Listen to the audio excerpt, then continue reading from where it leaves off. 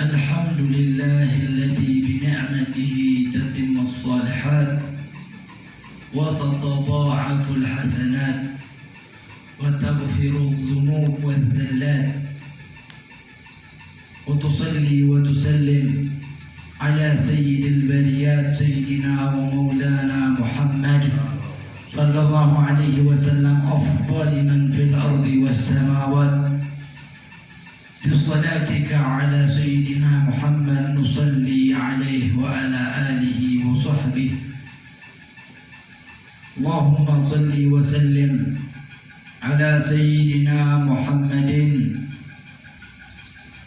نور الأنوار وسر الأسرار وترياق الأغيار ومفتاح باب اليسار، سيدنا ومولانا محمد المختار وآله الأطهار وأصحابه الأخيار، عدد نعم الله وإفضاله. يا فتاح يا عليم، يا فتاح يا عليم، يا فتاح يا عليم، افتح لنا أبواب التيسير والتعليم بجاه سيد البشير محمد الوجه المنير. اللهم صل عليه وعلى آله. اللهم ارزقنا فهم نبينا وحفظ المرسلين وسرعة إلهام الملائكة المقربين. اللهم يا الله أغننا بالعلم وزينا بالحلم وأكرمنا بالتقوى وجملنا بالعافية يا أرحم الراحمين، يا أرحم الراحمين، يا أرحم الراحمين، يا أرحم الراحمين. وصلى الله على سيدنا محمد وعلى آله وصحبه وسلم، والحمد لله رب العالمين. معاشر الإخوان والحاضرين والمستمعين الميامين rahimani wa rahimakumullah. Sama-sama yang kita muliakan guru kita bersama Al-Habib Al-Ustaz Hamid Barakah. Mudah-mudahan Allah Subhanahu wa Ta'ala berikan segala hajat-hajatnya, dan semoga siapapun yang beliau cintai jikalau sedang dalam keadaan sakit Allah sembuhkan insyaallah. Dan juga Sahibul Bait Ustaz Rahmat, mudah-mudahan Allah panjangkan umurnya dalam keadaan sehat walafiat, dan semoga bisa selalu menemani kita di majlis-majlis ini insyaallah. Amin Allahumma amin. Dan juga Ustaz Waluyo Masya Allah menemani daripada majlis-majlis kita. Semoga Allah berikan kesehatan kepada beliau, Allah berikan rizki kepada beliau insyaallah, rizki ukhrawi, rizki duniawi, rizki zahir, rizki batin. Dan juga kita semua yang hadir di sini insyaallah Allah kabulkan hajat-hajat kita insyaallah. Amin Allahumma amin. Ketika kita berdoa mendoakan saudara kita, maka seyogyanya kita mengatakan amin. Dan memang dimaklub, dianjurkan, memang kita ini diperintahkan untuk banyak-banyak doakan saudara kita. Karena Rasulullah sallallahu alaihi wasallam bersabda, "Ma min muslimin yad'u li akhihi fi dhahril ghaib illa qalatil malaikatu amin wa laka bimithlihi." Rasulullah katakan, tidak ada seorang muslim yang mendoakan saudaranya di dalam ketiadaannya, dalam artian mendoakan saudaranya bukan di depan seperti al-fagir tadi, bukan. Ini hanya sebercak sedikit, padahal doa di belakang lebih hebat lagi dibandingkan doa yang di depan tadi barusan. Siapa yang mendoakan saudaranya yang muslim, kemudian malaikat itu berkata amin. Kalau malaikat sudah berkata amin, lantas malaikat berkata walaka bimithlihi, kau juga bisa dapat seperti itu. Mudah-mudahan kau juga dapat. Itu yang dikatakan oleh malaikat. Jadi jangan segan-segan doakan saudara kita jadi kaya, doakan saudara kita punya mobilnya banyak, sehingga kalau memang orang muslim punya duit yang baik, duit yang banyak, duit yang bagus, maka akan digunakan untuk daripada majlis taklim. Ni'mal malus salih lirrajul salih.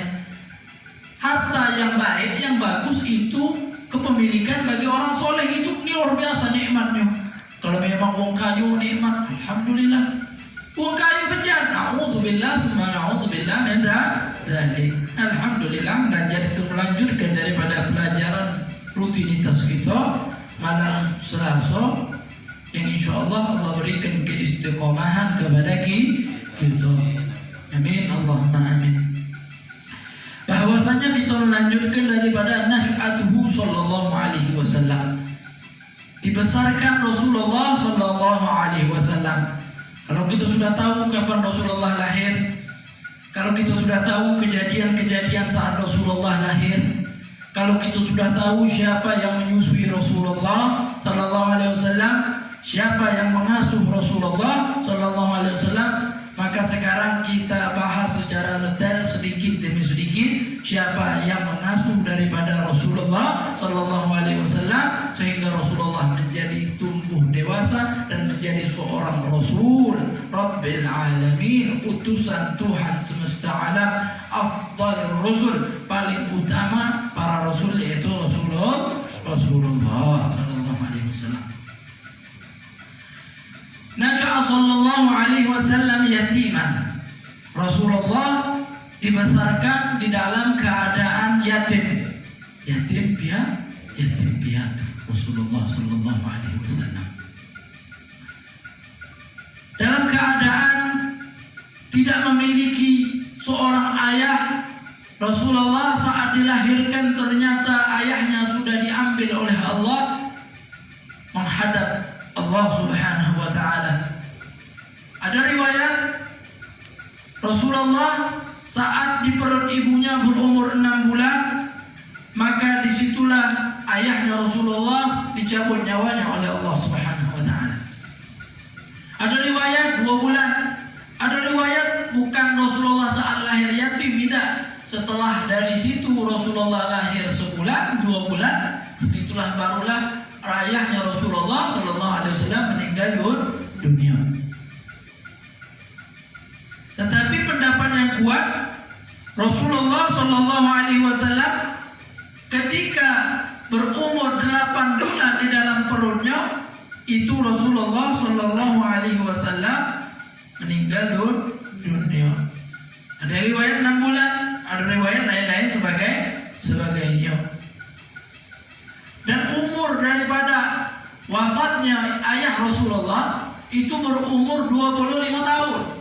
Berapa umurnya? 25 tahun. Dan masih muda. Dan ayahnya Rasulullah saat meninggal dunia tidak punya anak kecuali Rasulullah sallallahu alaihi wasallam. Dan juga ibunya Rasulullah tidak punya anak kecuali Rasulullah. Jadi Rasulullah itu kakek saudara kandung. Tidak ada Rasulullah sallallahu alaihi wasallam saudara kandung. Kemudian wahwa hamlun, sedangkan Rasulullah dalam keadaan hamil. Wa kaffalahu jadduhu Abdul Muttalib. Kemudian setelah daripada wafat ayahnya Rasulullah, maka yang mengurusi Rasulullah tentang urusan Rasulullah semuanya yang ngurusi Sayyidina Abdul Muttalib, atau nama aslinya adalah Syaibatul Hamdi. Jadi setelah Rasulullah ditinggal oleh ayahnya, setiap sesuatu yang mengurus adalah kakeknya Sayyidina Abdul Muttalib. Sampai kalau kita kemarin tahu tentang kisah daripada Suwaibatul Aslamiyah yang menyusui Rasulullah, maka yang menyusui Rasulullah itu izinnya sama kakeknya Sayyidina Abdul Muttalib. Karena di dalam haknya seorang anak yang meninggal dunia, anak yang ditinggal oleh ayahnya, yang berhak pertama kali yang mengurusi adalah ayahnya. Kalau ayahnya memang sudah tiada, maka yang berhak memberikan nafkah adalah kakeknya. Ini di dalam hukum fikih. Kenapa kakeknya? Karena kakek inilah yang bertanggung jawab atas nasab. Nasab itu dari ayah. Kalau sesuai dengan syariat Rasulullah sallallahu alaihi wasallam. Tidak ada nasab dari ibu, kecuali di situ ada sebagian kaum, ada sebagian umum daerah yang nasab itu dari perempuan, bukan dari laki-laki. Salah satunya kalau tidak salah orang India. Orang India itu masih mengakui bahwasannya walaupun di situ dari keturunan jalur ibu. Dan juga kalau tidak salah Pokoknya adalah salah satu. Padang. Padang itu lebih perempuan. Mereka lebih berbangga dengan perempuan dibandingkan laki-laki. Jadi susah juga kalau nulis di papan tulis yang meninggal dunia papan Fulan binti Fulan. Soalnya abahnya tidak terkenal. Makanya Al-Quran luar biasa. Ar-rijalu qawwamuna 'alan nisa. Apa qawwam? Qawwam itu yang ngatur, yang ingatkan. Jadi ketika perempuan salah yang ingatkan laki-laki.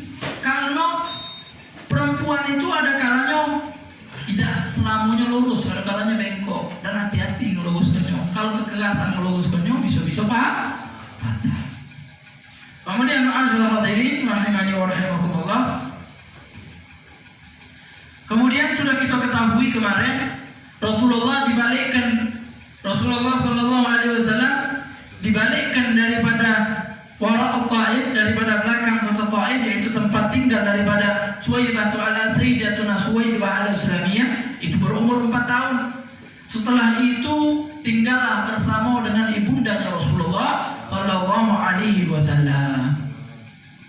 Maka setelah tinggal bersama ibundanya Rasulullah Sallallahu Alaihi Wasallam kurang lebih setahun, hampir kurang lebih setahun 2 tahun lah kurang lebih tinggal di Makkah itu. Pas sudah Rasulullah walamma balagha sallallahu alaihi wasallam 6 sini, pas umur Rasulullah sudah 6 tahun. Umur Rasulullah sudah 6 tahun. Kharajat bihi ummuhu ila al-Madinatul Munawwarah. Ibunya ngajak Rasulullah untuk pergi ke Madinah Al-Munawwarah, ke kota Yathrib atau kota Thaibah atau kota Madinatul Munawwarah atau kotanya Rasulullah sallallahu alaihi wasallam. Dan saat itu baginda Rasulullah sallallahu alaihi wasallam pergi bersama ibunya dan juga pergi bersama budak yang diwariskan oleh ayahnya. Budak perempuan yang Masya Allah, seorang muslimah yang solehah, yang mana Rasulullah katakan, man arada an yatazawwaj bimra'atin min ahli jannah falyatazawwajha. Kata Rasulullah, siapa yang pengen pengantin dengan perempuan surga, maka kanteni perempuan ini. Siapa? Yaitu Ummu Aiman Barakatul Habasyiyah. Ummu Aiman Barakatul Habasyiyah. Beliau ini orang Ethiopia, orang Habasyah. Tetapi beliau pindah ke Mekah karena beliau adalah salah satu budaknya daripada ayahnya Rasulullah Sallallahu Alaihi Wasallam. Tahdunuhu, yang mana Sayyidah Suwaibah ini yang ngurusi Rasulullah Sallallahu Alaihi Wasallam. Apapun keperluan Rasulullah yang ngurusi adalah Sayyidah Ummu Aiman Barakatul Habasyiyah. Ini luar biasa, wanita yang sangat salihah. Tazuru akhwaluhu min Bani Najjar. Rasulullah Sallallahu Alaihi Wasallam itu ziarah kepada akhwaluhu Bani Najjar. Akhwaluhu Bani Najjar. Apa akhwal? Kemarin sudah dijelaskan, akhwal itu adalah paman daripada saudara ibu. Makanya akhwaluhu min Bani Najjar. Jadi pamannya Rasulullah dari saudara ibunya Rasulullah itu daripada Bani Najjar yang bermukim bertempat di Madinah Al-Munawwarah. Maka Rasulullah pergi ke Bani Najjar tersebut bersama ibundanya, bersama Ummu Aiman Barakatul Habasyiyah, bertiga. Fa'aqama bihi indahum syahra. Maka Rasulullah tinggal di kota Madinah sebulan. Tsumma raja'a bihi. Akhirnya pas sudah sebulan tinggal di Madinah, kata ibunya Rasulullah balik. Akhirnya baliklah ibundanya Rasulullah bersama Ummu Aiman Barakatul Habasyiyah. Luar biasa, pas ketika di jalan pulang, wa maridat fil tariq, sakit. Ibundanya Rasulullah sakit di perjalanan. Famatan, maka ibundanya Rasulullah meninggal dunia, wa dufina bil Abwa, dan dikuburkan di daerah yang namanya Abwa. Abwa ini antara Madinah dan Mekah ada satu daerah namanya Abwa. Luar biasa, ibundanya Rasulullah Sallallahu Alaihi Wasallam meninggal dunia. Saat meninggal dunia, di dalam riwayat ternyata yang gali kuburan ibundanya Rasulullah adalah Ummu Aiman Barakatul Habasyiyah, seorang perempuan yang menggali kuburan daripada Rasulullah, ibundanya Rasulullah Sallallahu Alaihi Wasallam. Rasulullah saat di dalam kandungan ayahnya meninggal dunia. Ketika umur 6 tahun ibunya yang meninggal dunia. Luar biasa Rasulullah. Akhirnya malaikat ngomong karena Rasulullah ini yatim. Apa kata malaikat? Wah yatimah, kasihan anak yatim. Apa kata Allah? Itu bukan anak yatim. Bal indallah qadrul azim, di sisi Allah memiliki daripada kedudukan yang sangat luar biasa, dan akulah kata Allah yang akan mengurusi daripada Rasulullah sallallahu alaihi wasallam. Itu ibundanya Rasulullah sallallahu alaihi wasallam.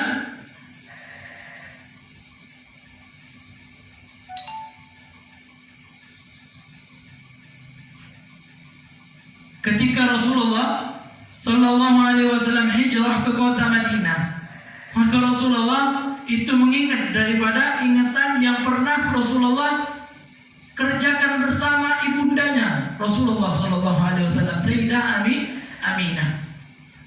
Akhirnya Rasulullah sallallahu alaihi wasallam itu berdiri fi bi'ri Bani Adi bin Najjar, yaitu Rasulullah dia melihat daripada sumur daripada Bani Adi bin Najjar. Akhirnya Rasulullah sallallahu alaihi wasallam mengatakan, dulu saya sama ibu saya pernah di tempat ini. Ingatan Rasulullah saat bersama dengan ibundanya Rasulullah sallallahu alaihi wasallam. Kemudian Rasulullah sallallahu alaihi wasallam saat berada di Madinah, saat umur 6 tahun, saat kecil Rasulullah sallallahu alaihi wasallam. Dan kalau kita tahu di Madinah itu sudah ada orang Yahudi. Sudah ada orang Yahudi yang mana kakek mereka sengaja datang ke Madinah agar supaya keturunan mereka beriman dengan Rasulullah sallallahu alaihi wasallam, karena tertulis di dalam kitab mereka bahwasanya nanti ada Nabi akhir zaman, mauliduhu di Makkah, dilahirkan di kota Makkah, wa hijratuhu bil Madinah, dan hijrahnya ke kota Madinah, wa sultanuhu bisyam, dan kerajaannya terdapat di Syam. Makanya orang Yahudi sengaja datang ke Madinah untuk supaya cucu-cucu mereka itu beriman kepada Rasulullah. Tetapi setelah Rasulullah SAW diutus ke Madinah, mereka tidak mau di situ beriman kepada Rasulullah karena hasud. Karena mereka pengennya seorang nabi akhir zaman itu muncul daripada kaum Bani Israel. Ternyata muncul daripada bangsa Arab. Ma'asyiral hadirin rahimani wa rahimakumullah. Di dalam kabilah Yahudi, kaum Yahudi itu saat Rasulullah SAW berada di Madinah, itu mereka yakhtalifuna yanzuruna ilaih. Mereka itu melihati Rasulullah, memandangi Rasulullah SAW. Maka sampai-sampai Ummu Aiman saat mereka melototi Rasulullah, Ummu Aiman yang asuh Rasulullah SAW, sampai-sampai karena melototi daripada Rasulullah SAW, Ummu Aiman terdengar ucapan daripada orang Yahudi. Mereka mengatakan, wa nabiyyun hadhil ummah wa hadhi daru hijrati. Orang Yahudi bilang, ini anak kecil ini adalah seorang nabi, ini umat, dan ini adalah kota yang bakal dia hijrahi. Ini yang didengar oleh Ummu Aiman saat orang Yahudi lagi melototi Rasulullah. Jadi ini Rasulullah sallallahu alaihi wasallam.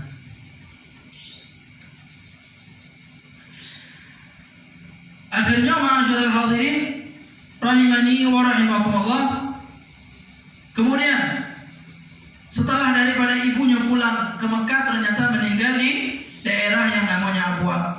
Dan diriwayat daripada Abi Nu'aim bahwasanya qala sallallahu alaihi wasallam, maka Rasulullah mengatakan, fa nadhara ilayya rajulun minal yahud yakhtalifu yanzuru ilayya. Di dalam riwayat lain ternyata yang melihati bukan sekelompok. Yang melihat Rasulullah ada salah seorang dari kaum Yahudi saat Rasulullah berada di Madinah.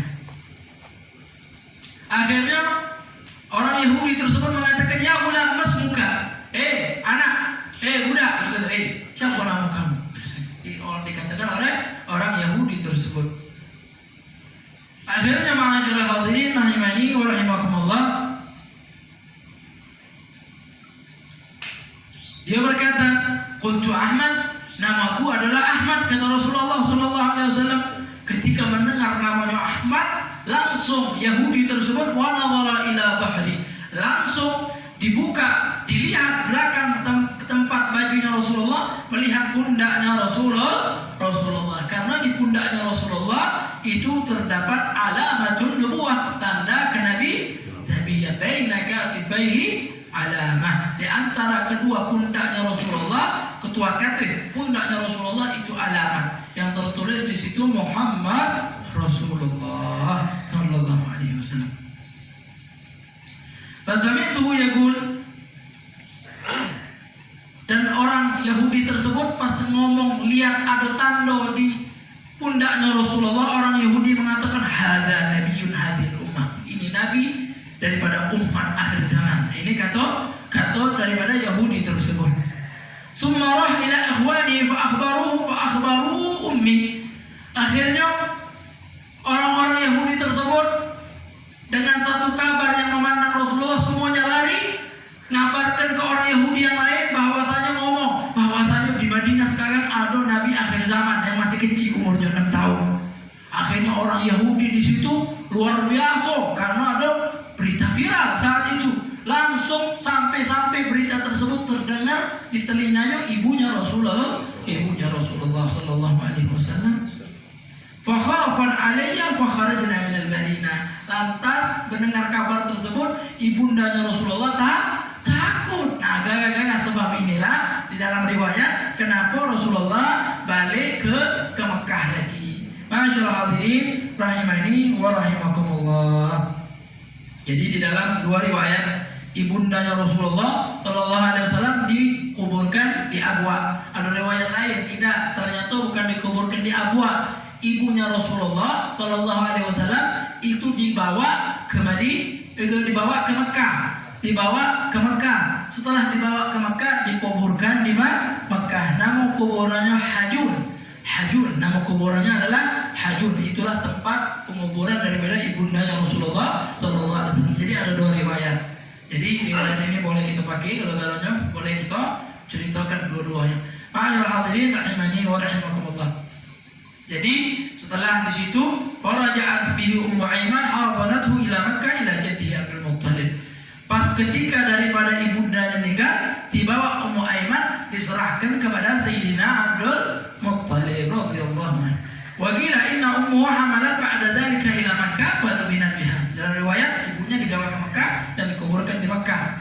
Namanya adalah Hajun. Hakadzalika Ibnu Jauzi fil Wafa. Akhirnya Ibnu Jauzi menceritakan itu di dalam kitabnya namanya Al-Wafa. Kemudian summa tufiya jadduhu wa umruhu sama sinin. Luar biasa, ayahnya meninggal saat Rasulullah di perut, ibundanya meninggal umur Rasulullah 6 tahun. Sekarang jinjitnya pula, kakeknya Rasulullah meninggal saat Rasulullah umur 8 tahun.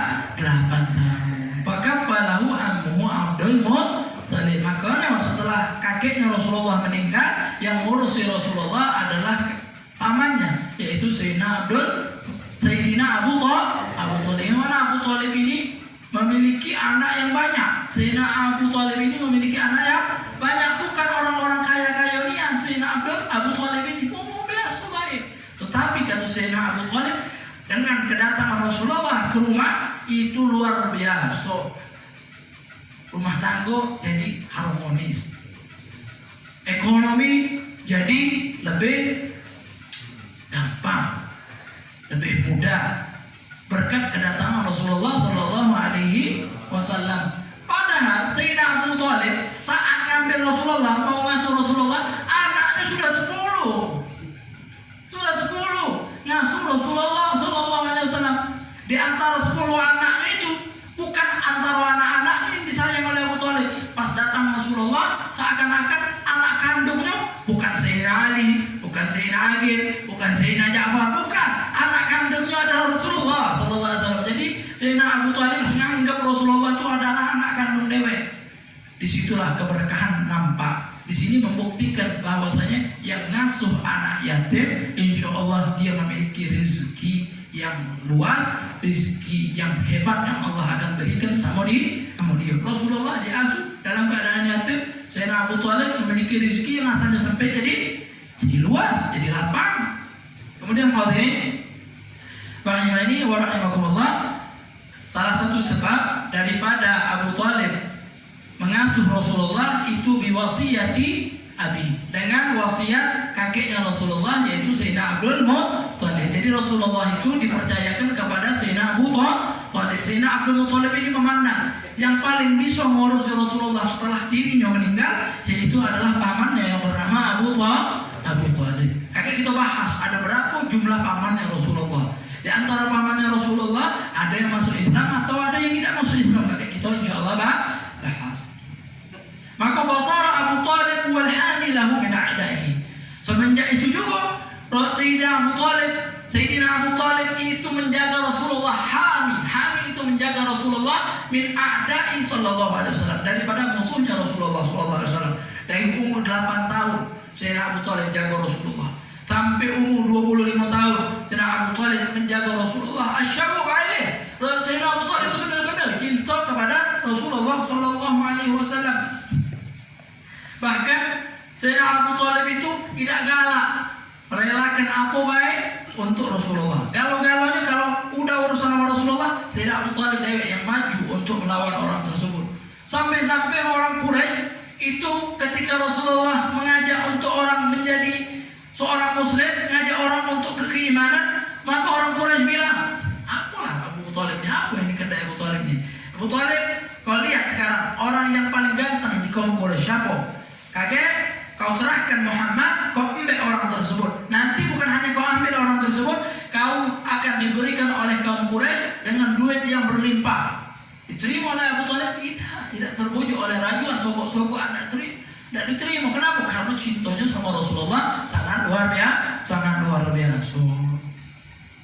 Wa kana Abu Thalib faqiran fa athara wa kathara maluhu bi barakati kafalatihi lil Mustafa sallallahu alaihi wasallam. Nah, dan disebutkan oleh Sayyid Muhammad Al-Maliki, Sayyidina Abu Thalib itu asalnya miskin, fakir, orang fakir, tak punya harta yang lebih, berkecukupan. Bahkan suramaluhu bi barakati kafalatihi lil Mustafa, hartanya menjadi banyak, menjadi berkah dengan berkah ngurusi Rasulullah sallallahu alaihi wasallam.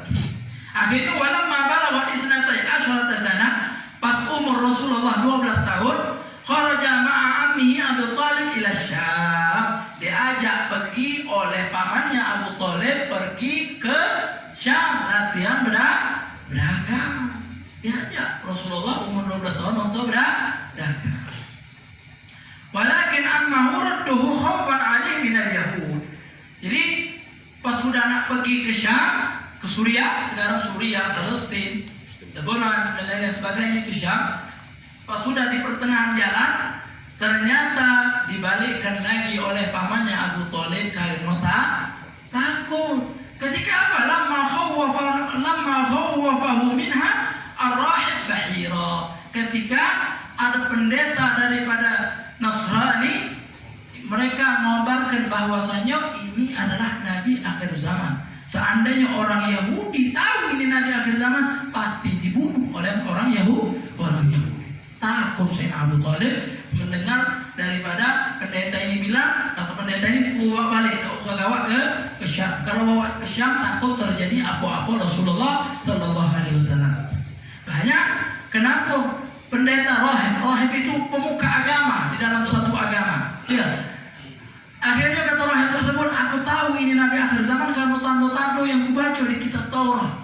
Salah satunya ini semenjak berjalan itu dinaungi oleh Hawa. Dan juga banyak keajaiban-keajaiban. Marra ala hajarin aw madarin illa sallama alaihi. Tidaklah Rasulullah jalan melewati batu, Rasulullah SAW jalan melewati perpohonan kecuali pohon tersebut, batu tersebut memberikan salam sama Rasulullah sallallahu alaihi wasallam. Makanya Rasulullah sallallahu alaihi wasallam itu ketahuan daripada tanda kenabian akhir zaman. Salah satu tandanya juga Rasulullah SAW saat pergi Rasulullah SAW itu duduk di dalam pohonnya para nabi. Yang mana tidak ada para nabi kecuali duduk di pohon tersebut.